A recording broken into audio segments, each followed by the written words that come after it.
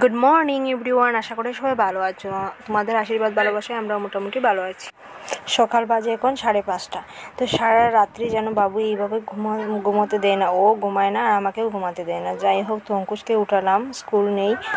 তো এখানে আমি অঙ্কুশকেও দাঁতটা ব্রাশ করে দেবো। ও নিজে নিজে দাঁত ব্রাশ করতে পারে না, আর আমিও দাঁত ব্রাশ করে আসবো আর কি। তো এখানে দেখতে পাচ্ছ অঙ্কুশকে দাঁতটা ব্রাশ করিয়ে দিয়ে তারপর আমি দাঁত ব্রাশ করছি, আর এখানে তারপর বাসনগুলো ধুয়ে নেব। তো সকাল সকাল জানো বন্ধুরা, ওঠার পর শরীরটা যেন কী যে করে সেটা সত্যি বিশ্বাস করে কাউকে বোঝাতে পারবো না। সারা রাত্র যদি তুমি না ঘুমাও, না ঘুমিয়ে দুপুরবেলা যেন আমার সেই অভ্যাস নেই যে মানে দুপুরবেলা যদিও আমি ফ্রি থাকি, সেই অভ্যাস নেই যে একটু ঘুমাবো বা একটু শুয়ে থাকবো, সেরকম আমার অভ্যাস নেই। তখন আমি দেখি যে ওই কাজটা করে নিই, ওই কাজটা করে নিই, এই কাজটা করে নিই, এরকম একটা ব্যাপার থাকে আমার মধ্যে।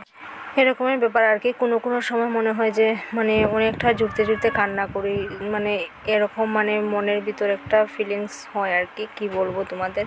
তো সেটা আর কাউকে বোঝাতে পারি না। তো এখানে দেখতে পাচ্ছি উপাসনাকে ঔষধ খাওয়াচ্ছি। সেদিনকে যে শিলচর ডক্টর দেখাতে গিয়েছিলাম, তো ওর যে সমস্যাটার জন্য, সেই সমস্যার জন্য কোনো ওষুধ দেয়নি, তো ভিটামিন ওষুধ দিয়েছেন, সেটাই খাওয়াচ্ছি।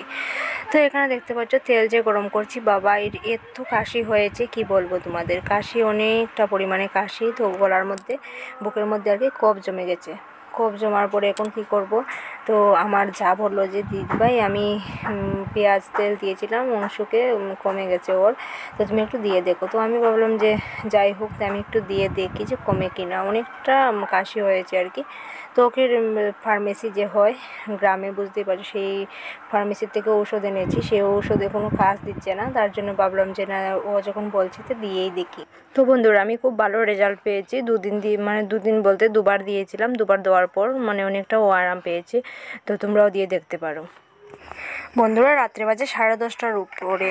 তো এখানে দেখতে পাচ্ছ অঙ্কুশ কিন্তু এখনও ঘুমায়নি। তো অঙ্কুশের পাপা গেছেন, খাওয়া দাওয়া হয়ে গেছে, খাওয়া দাওয়ার পর গেছেন আর কি আমাদের পাশের বাড়িতে সেই বাবাহর সেবা। তো আমাদের এদিকে আজকে 4-5 দিন থেকে অনেকটা বৃষ্টিতে অনেকটা জল হয়ে গেছে চারিদিকে। যাই হোক, তো ওনারা ফোন করেছেন আরেকবার। তো ফোন করার পর উনি গেছেন আর কি। যাওয়ার পরে এত বৃষ্টি নেমেছে, আমি তো টেনশন করছি যে কীভাবে আসবেন। যাই হোক, বৃষ্টি মানে উনি আর কি ছাতা নিয়ে গিয়েছিলেন, তার জন্য আর কোনো ইয়ে হয় না। যাই হোক, প্রসাদ আনার পর আমার যাকে দিয়ে আমরাও প্রসাদটা খেয়ে নিলাম। তো বন্ধুরা, এই ভিডিওটা হচ্ছে পরের দিন সকালবেলা ভিডিও। তো সকালবেলা কি রান্না করব, যেহেতু বৃষ্টির দিন, বানালাম খিচুড়ি। তো বাবাসোনা তো আজ প্রথম এইভাবে পেট গলা দিচ্ছে, তো এই প্রথম দিচ্ছে আর কি। খুব চেষ্টা করছে কিন্তু কিছুতেই পারলো না। তারপর হঠাৎ করে দেখি যে এইভাবে হয়ে গেছে। যাই হোক, তো আমি সেটা ভাবলাম যে একটুখানি ক্যাপচার করে রেখে ভিডিওতে, ও যদি বড় হয় তো দেখবে আমি, মানে তার জন্য আর কি। তো এদিকে ফ্লিপকার্ট থেকে একটা কুকার অর্ডার দেওয়া হয়েছিল। তো আমাদের যেহেতু আমরা 2-3 জন মানুষ আর কি, কেউ যদি আসে তো একটা প্রবলেম হয়ে যায় আর কি, তার জন্য ওইটা দেওয়াতে ওইটা আছে। ওইটা আর কি যেটা ছিল আমাদের ঘরে সেটা 3 লিটার, ওইটা হচ্ছে 5 লিটারের।